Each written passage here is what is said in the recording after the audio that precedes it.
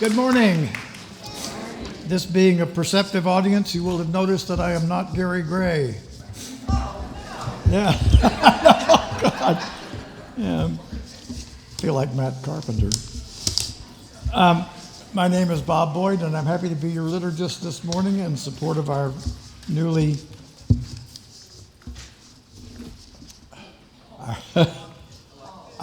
elected, senior minister, Krista Taves. I'll get it out in a second. Whether you're with us in person this morning or joining us online, we're glad to have you. We are one community. Eliot Chapel is an intentionally diverse religious community of spiritual seekers, which strives to achieve the goal of beloved community.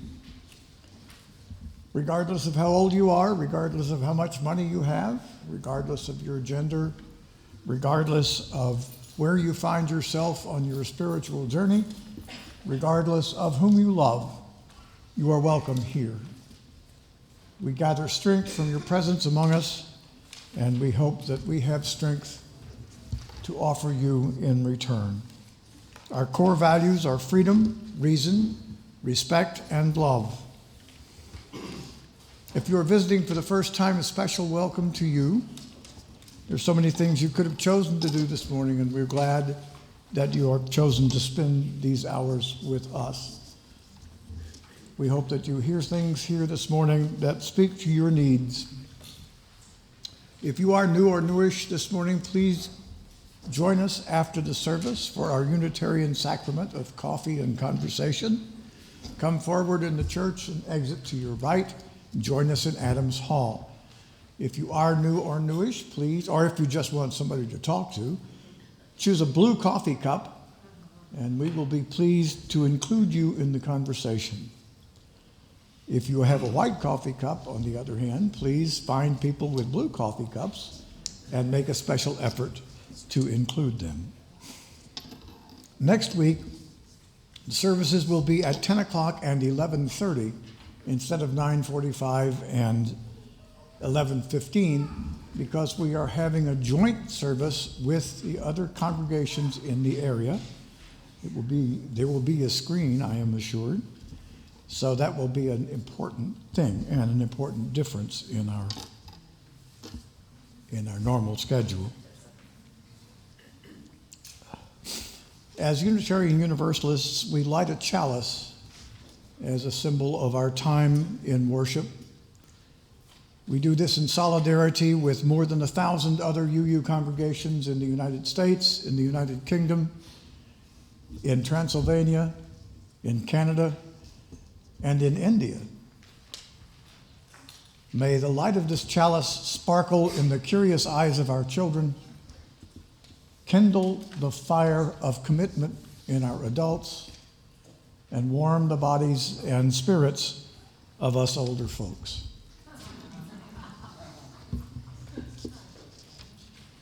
Now we have our opening hymn. Please rise in body or spirit and join me in our opening hymn number 40.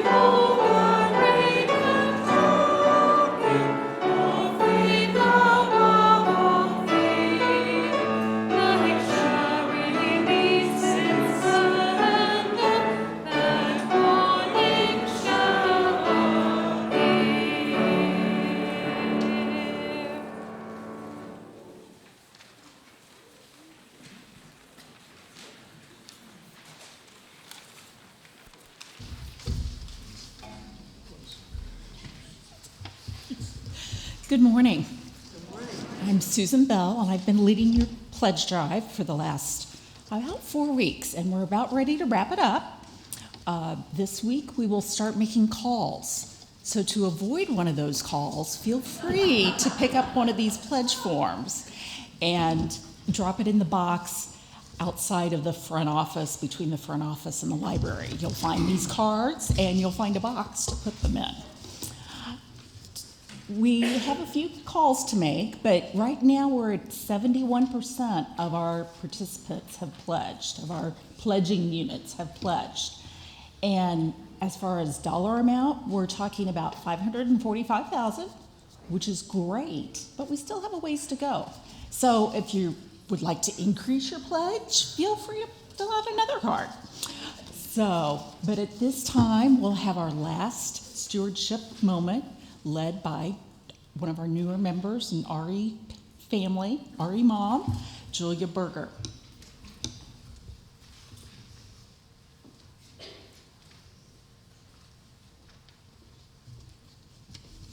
Good morning. This may sound like a random question, but can you tell me how to get to Sesame Street? Bear with me and I'll try to explain why I ask. My name is Julia Berger. My husband Steve and I attended our first service at Eliot way back in the summer of 2019, in the before times, with our then 1-year-old daughter. She's waving. Mozzie wasn't here yet. I was a cradle Catholic, and Steve was raised United Church of Christ. But we'd both realized that the religions we'd grown up in no longer served us as adults and as parents. We came to Eliot hoping to find a church that better aligned with our values and especially with the ways that we wanted to raise our kids. Steve and I were talking about our experiences since then at Eliot as I was gathering my thoughts to write this speech, and Steve happened to compare the atmosphere and community here to a real-life Sesame Street. And my immediate reaction was, oh my gosh, you're right. Time and time again, I've seen how we try our best at Eliot to include and welcome everyone, how we try our best to support each other, how Eliot has become a safe space for me, and most importantly, Steve and I, how Eliot provides a place where our kids feel welcome and included and respected as people. Very much like a real-life Sesame Street. So much like the PBS pledge drives that I grew up watching, allow me to make my own pledge drive sales pitch to you. If you haven't already done so, please consider submitting your pledge for the upcoming church year. Any amount that you're able to give helps support the same values of acceptance, welcome, and respect that are found both on Sesame Street and here at Eliot. So I guess I've answered my own question. How do I get to Sesame Street? Just head for Eliot Chapel. Thank you.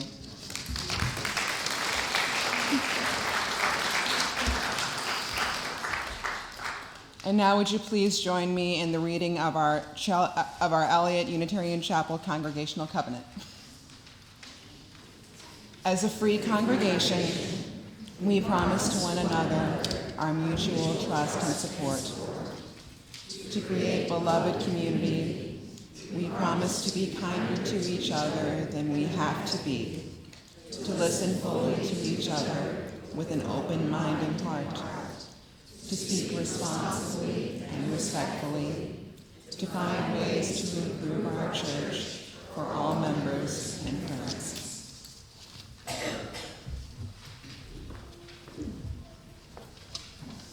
All right, I would invite all of our children and the young at heart to come forward for a time for all ages.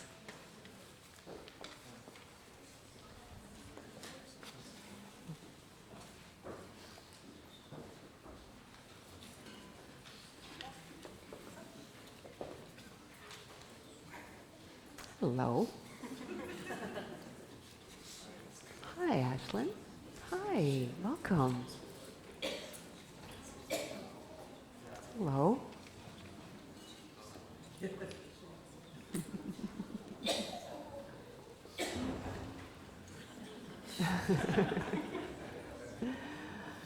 Hi, good morning.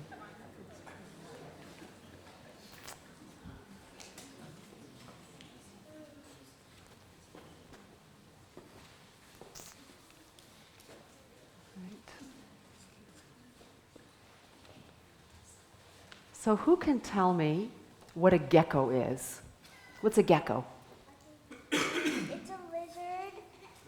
It's a lizard? About how big is it? Like this size? Is it dangerous? No. I don't think so. I don't think geckos are interested in us at all. Well, the story I have today is about a very grumpy gecko. You're going to find out why he's so grumpy. Well, you have to wait for the story. So, in a shady glade, the chief of the jungle slept until, gecko, gecko, gecko! Tiger woke up with a snort. He opened one eye, one yellow eye, and he said, oh, gecko, what do you want? It's the middle of the night. I've come to complain. What's troubling you? Tiger said. It's the fireflies, said Gecko. All night long they flash their lights in my eyes, keeping me awake. I haven't slept for days. I'm very grumpy. You are the chief of the jungle. Make them stop. Okay, said the tiger. I'll talk to the fireflies, and then I'm going back to sleep. And Tiger set off to find the fireflies. Fireflies, Tiger called. Gecko says you've been disturbing his sleep. Is this true? Well, we do flash our lights all night, replied the fireflies, but we don't want to disturb anyone. We're just passing on Woodpecker's message. We hear him drumming, drumming, drumming. Oh, I see, said Tiger. Then I will talk to Woodpecker. And Tiger found Woodpecker drumming against a coconut palm. Woodpecker, Tiger winced. The fireflies say you've been drumming out a warning. Is that true?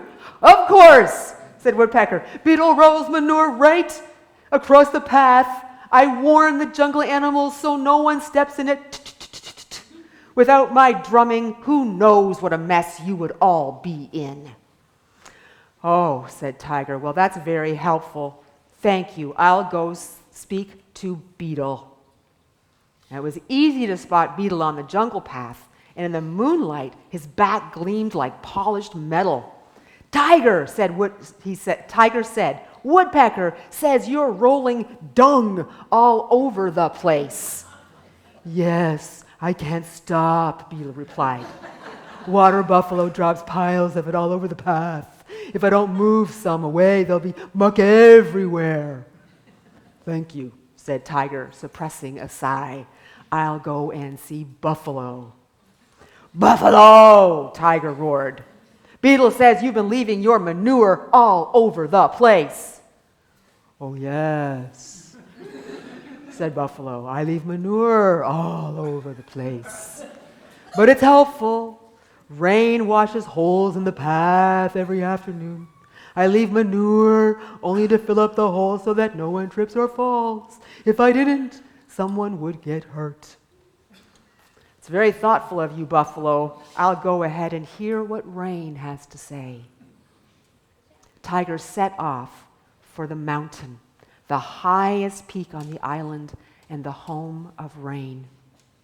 Tiger climbed and he climbed and he climbed and he climbed until he reached the top, and the jungle spread out for miles around, flamboyant with flowers, wild orchids, climbing lilies, trumpets of violet blue, and starbursts of brilliant flame red. Tiger sniffed. He smelt jasmine, ylang-ylang, frangipani, and he swiveled his ears. He heard newborn streams trickling and tinkling. And below the jungle, on the green gold steps of the paddy fields, he could just make out the faint flicker and flash of the fireflies.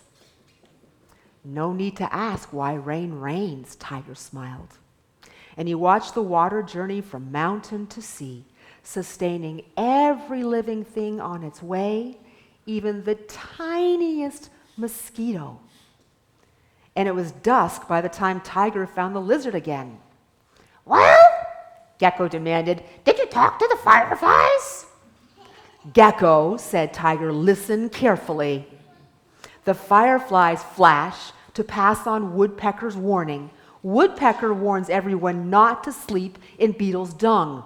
Beetle clears up the excess dung left by Buffalo. Buffalo leaves the manure on the path to fill the holes made by the rain, and Rain makes holes in the path as she creates streams and lakes and puddles where mosquitoes live. Gecko, what do you eat? Mosquitoes, said Gecko. So, said Tiger. So, repeated Gecko slowly. If rain stopped raining, and Buffalo could stop filling holes, and Beetle would stop rolling dung, and Woodpecker would stop drumming, and the fireflies could stop flashing, I would have nothing to eat. Exactly, said Tiger. Gecko, everything in this world is connected. Go and live in peace with the fireflies. So Gecko stuck himself upside down under the branch of a tree. He closed his eyes and he went to sleep as the fireflies flickered and flashed. And that is the end of the story. And now he's not, because he's sleeping and filled with mosquitoes. So let's send you off to your classes.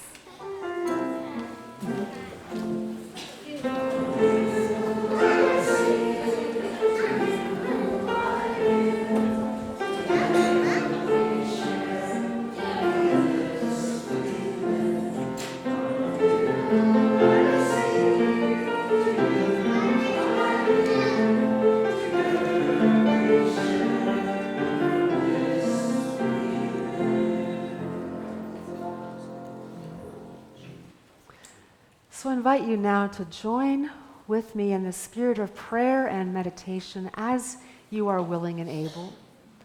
And if you wish to enter into a state of meditativeness, just sit.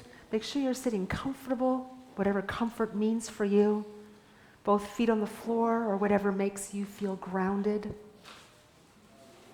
Let us take 3 deep breaths to prepare for this time.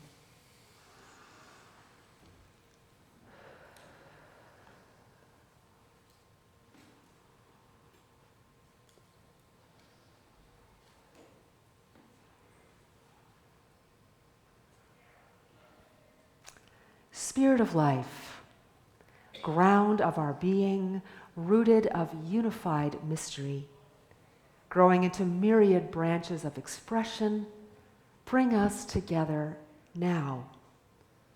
Bring us close to the earth, ear to the whispering grass, quietly, attentively, waiting with slow breaths, listening for the very stones to cry out with their rocky stories of tectonic plates meeting and parting, meeting their mineral memories of Hadean days, molten rocks flowing and joining, their ancient legends of stars born out of the collapse of other stars.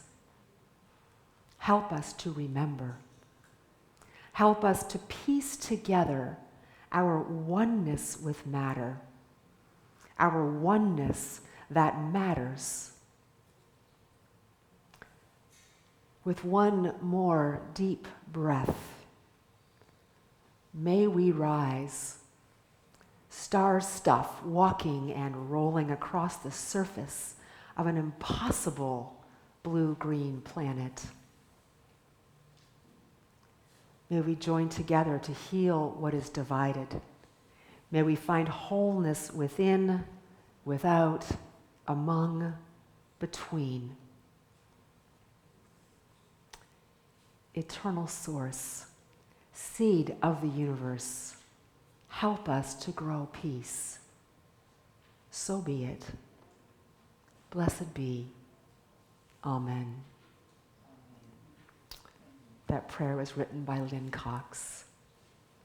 And I invite you now to remain seated for our meditative hymn, number 83, Winds Be Still.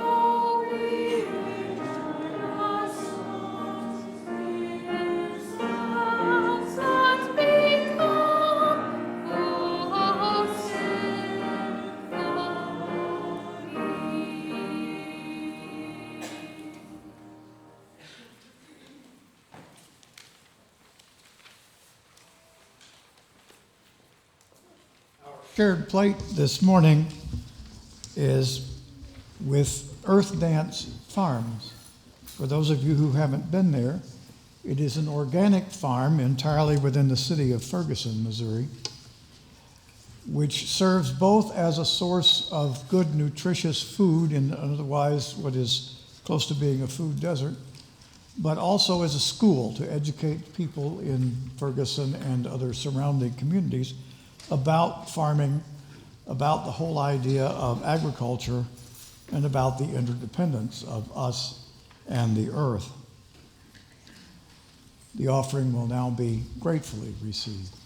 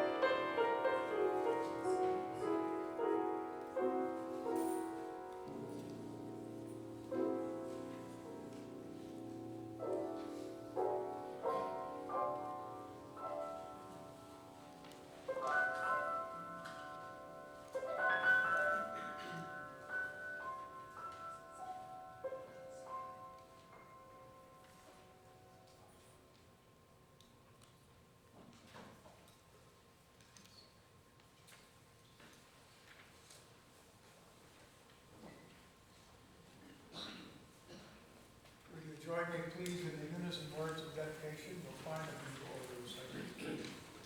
As a work of the church, which is the tapestry of love and action, we dedicate our lives, and these are our offerings.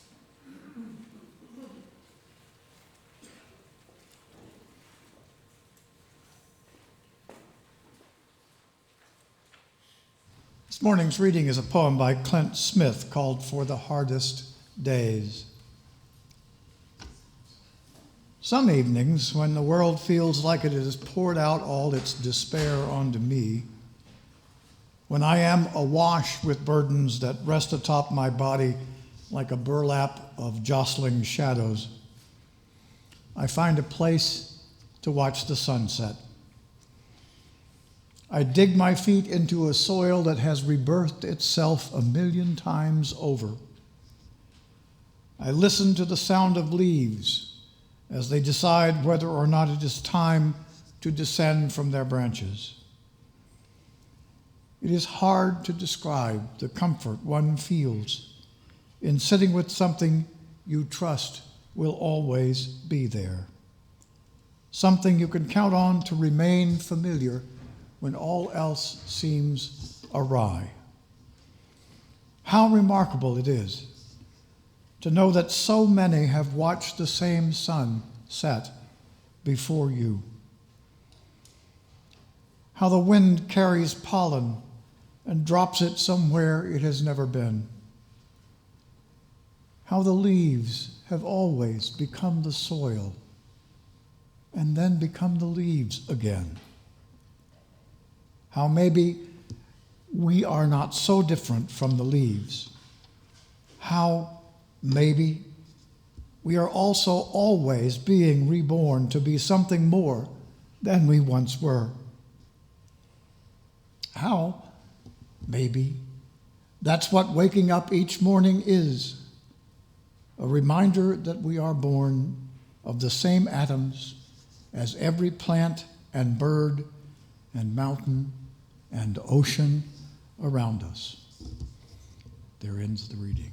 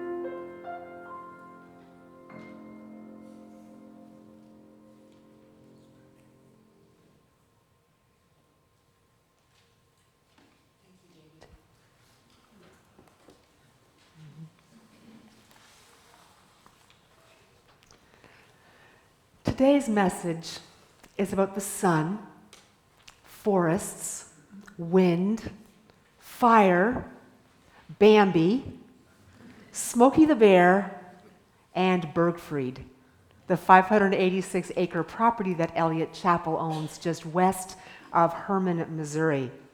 To be more specific, this message is about the totality of the interdependence of all things, how that interdependence is woven into every aspect of Unitarian Universalist theology and practice, and how honoring and respecting our interdependence with all things is, for us, what it means to be saved.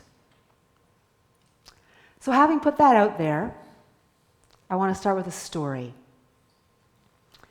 It was July 2021, and I was driving west on Clayton Road during rush hour and getting close to Clarkson. It was super hot and sultry, like, when you walk out of the grocery store and you feel like you've plunged into a blow dryer. That kind of hot, sultry summer day. And the air was thick and hazy, and up ahead hung the sun. And it had the strangest red hue I had ever seen, like a glowing red ball lined with orange. And yes, I know we're not supposed to look at the sun like ever, especially tomorrow during the eclipse, but sometimes your eye just darts there, right? And this red burning sun was captivating, majestic, and extremely disturbing all at the same time. Maybe you'll remember what was happening in the summer of 2021. There were countless out-of-control wildfires in the West, burning millions of acres of woodland, and all that wildfire smoke was being sent across the country by the prevailing winds, and it arrived in St. Louis. And the reason the sun turned red like that is because smoke becomes a filter on the sun. So shorter wavelengths of color, like yellow, are filtered out. And longer wavelength colors, like red and orange, are able to get through. And that's why the sun was a smoldering red. Now, we know wildfires are nothing new. They're happening, and they've always happened, but they're happening more now. And they're stronger now. And things like a blood red sun and masks are becoming the norm for many communities in vulnerable areas during warm weather. Something is definitely going wrong, and I think we all know what that is. It's climate change. Climate change is going wrong. And as the earth warms, some places are getting wetter and some places are getting drier, and there's more extreme weather. We're getting more tornadoes, we're getting more hurricanes, we're getting more thunderstorms, we're getting more extreme wind, we're getting even more deep freezes because the cold air from the Arctic is being pushed down. It's warmer in the Arctic, and then we're getting those blasts. It's climate change. And in 2021, the West was bone dry, and there were thunderstorms and heavy winds.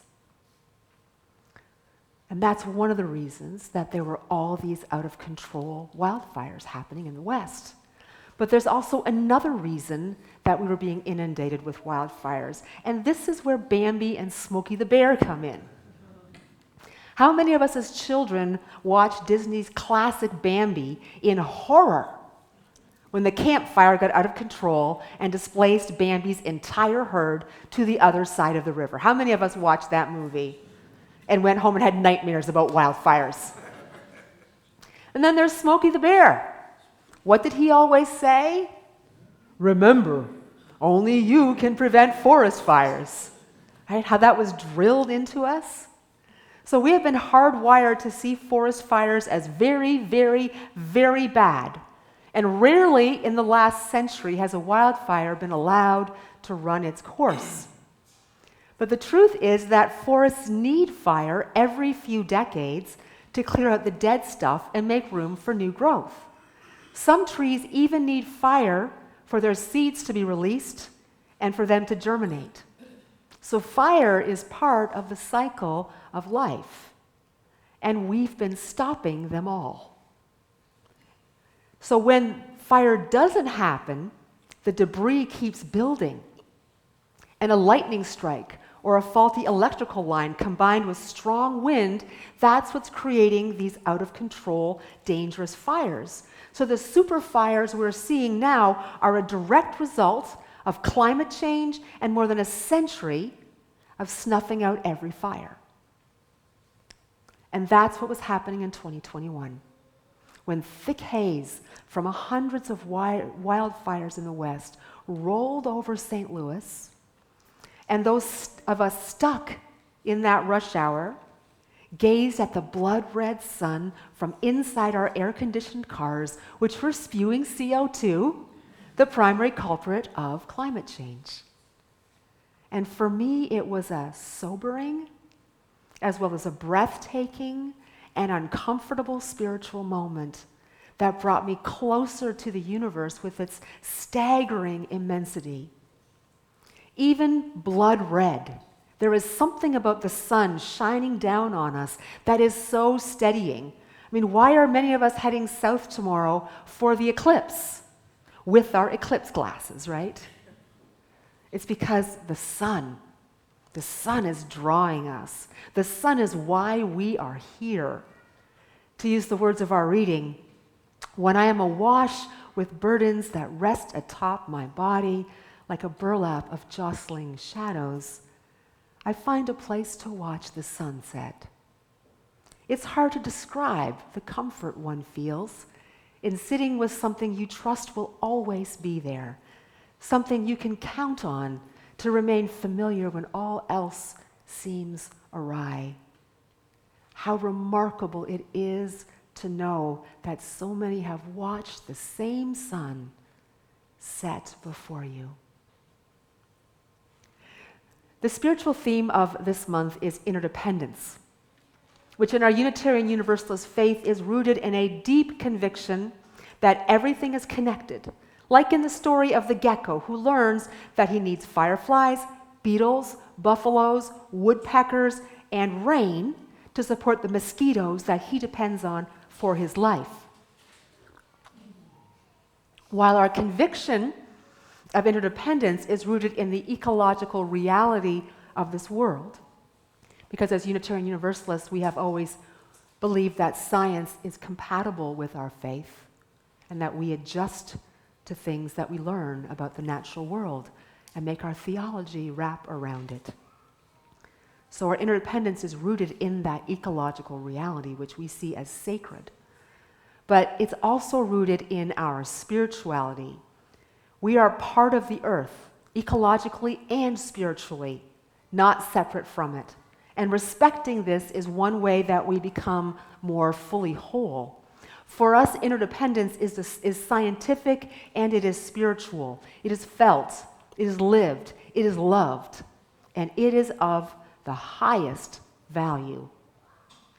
The concept of this radical interdependence became a formal part of Unitarian Universalist theology in the last 50 years. If you look at our current principles and sources that we adopted in 1985, and if you're new, they're in the front of your hymnal and all over the web.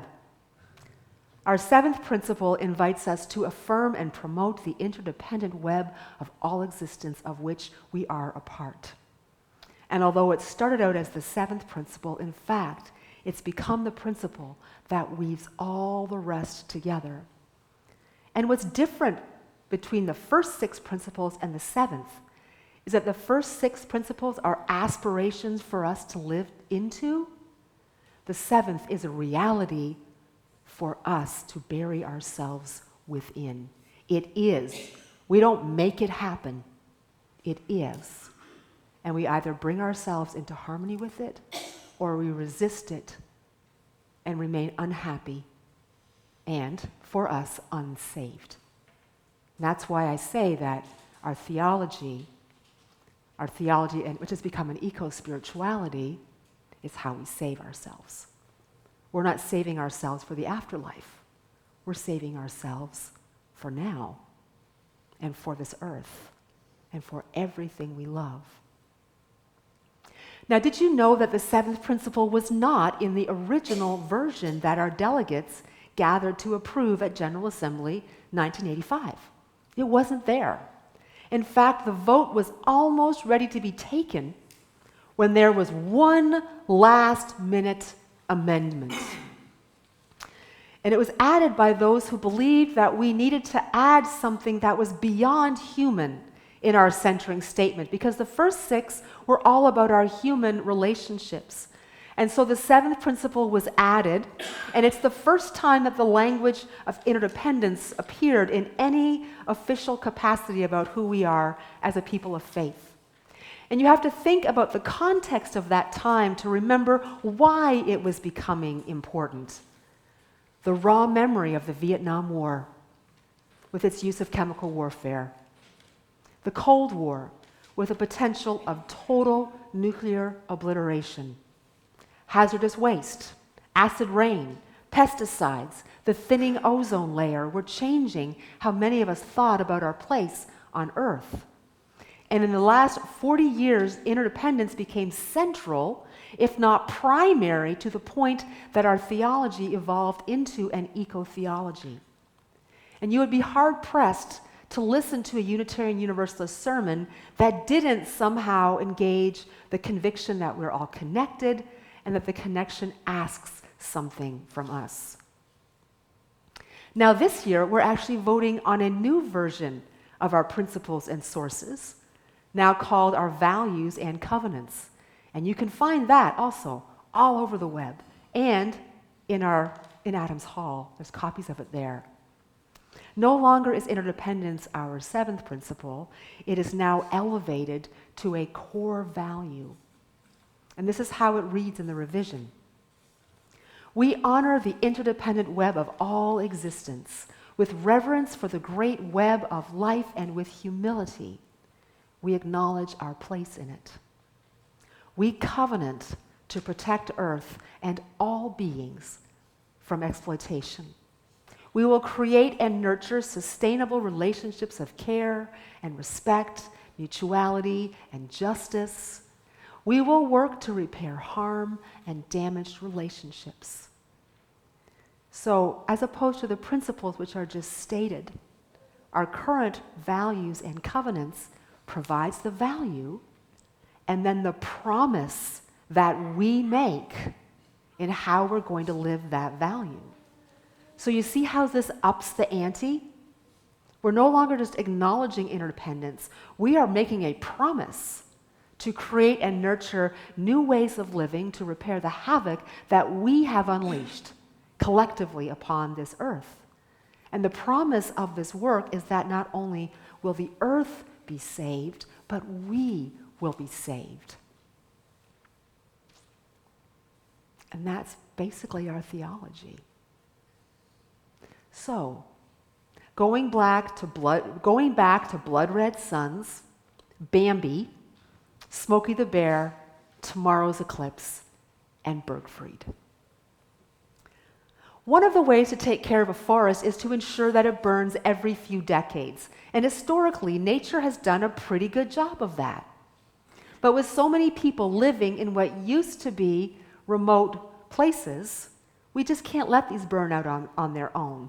Too many people would lose everything, and the power of today's fires often wipes out everything in its path because they are so strong, which creates massive loss of habitat and erosion.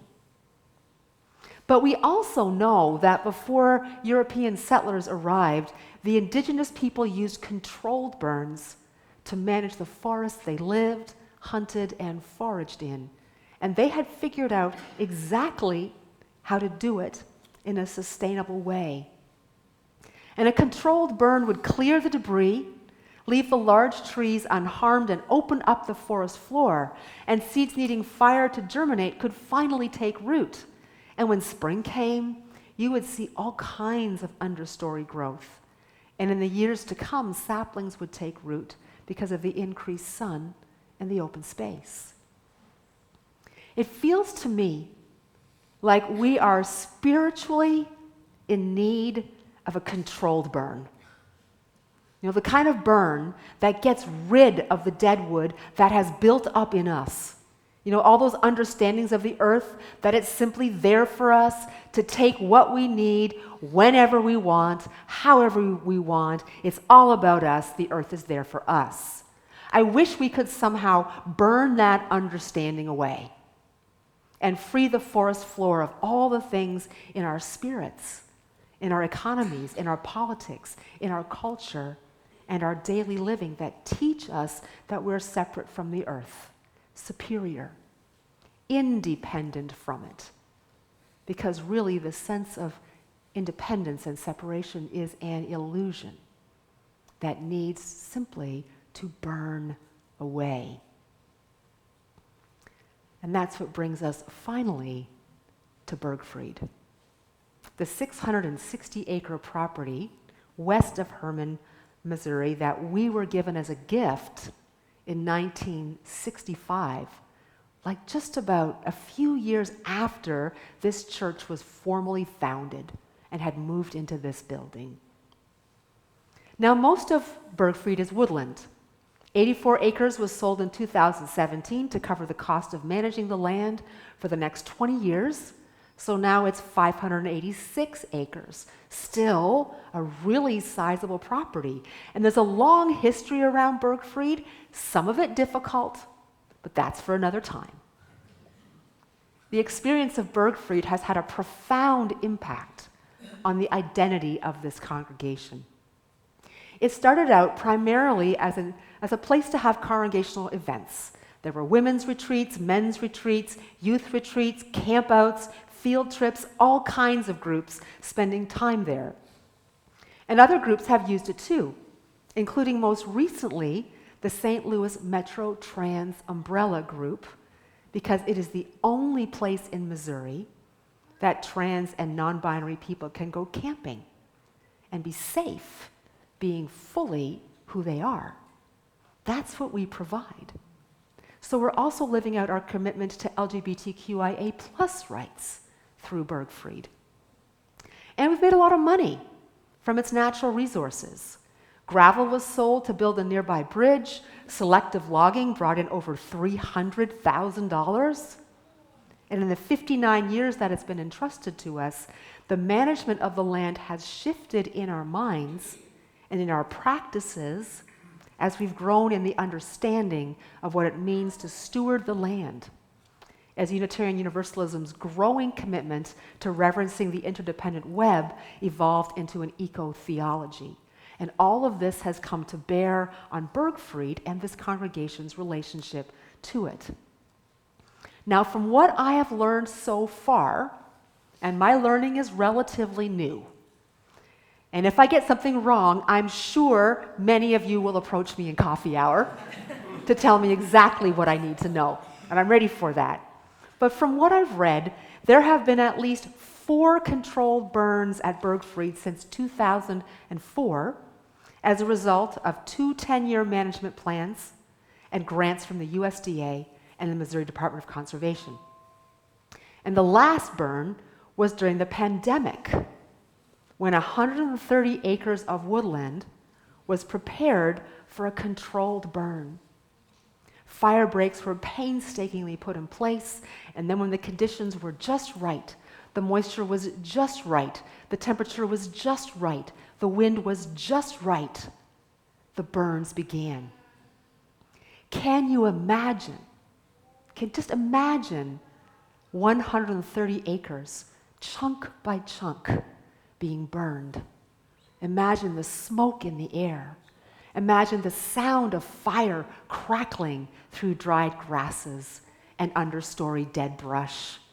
Imagine the people running around the perimeters, stoking the fire, pushing it in different directions, making sure it doesn't spread through the break wall. A coordinated effort of people, all with the same intention in mind, which is to renew this land.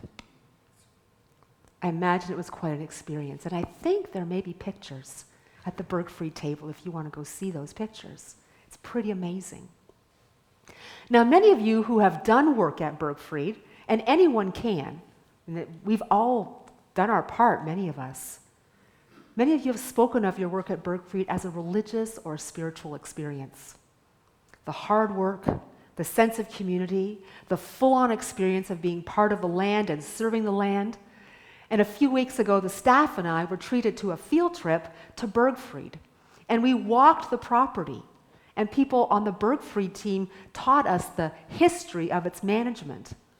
And we walked and saw what has been happening as a result of the management and the work that still remains to be done. And I can tell you, it is a serene place. It is a peaceful place. And for me, being a naturalist and loving to be out in the natural world, seeing the results of all that land management, it's better than going to Star Wars for me, or Bambi for that matter. Bergfried is a place of renewal. And for those who have dedicated their hearts and bodies to it, as well as for the woodlands itself, it's a way of feeling alive, being connected to the soil and the sky and the trees and the grasses and the wildfire and the sun and the moon above, always there in their constant presence. So I wonder, how many of you here today have gone to Bergfried for the work of supporting its ecological health? And if you have, please stand. If you wish, I would invite you to stand so we can see who all has been part of doing this work. Thank you. Thank you for doing this work. So this week I have 2 things for you to do. You know, I always give you homework, right? Usually I give you 1 thing to do, but I'm giving you 2 things to do this week. Tomorrow, as you're preparing for the eclipse, some of you are going to drive south to watch the eclipse, or you're going to drive around the city looking for a clear space, or you're going to go into your backyards. I want you to look at the woods around you. How many of the woods around us are chock full of debris, waiting for a burn or of some way to clear them? And where are the places that you see where the debris has been removed and you can see clearly through the trees and up to the sky? Look for these places. Take note, say a little prayer, and feel gratitude. And during the week, I invite us all to reflect on where in our lives we could use a few controlled burns. What needs to be cleared away so that you can bring yourself into a heightened awareness of your deep connection with the earth? the kind of connection that changes how you feel about yourself and your place in the larger picture of things, the kind of connection that changes how you live. And then I invite you to do something about it. Just one thing. To use the wording in the revised values and sources that we're going to vote on. We will create and sustain relationships of care and respect, mutuality and justice. This is my prayer for myself. This is my prayer for you and for your loved ones. May we be saved by these relationships. Blessed be.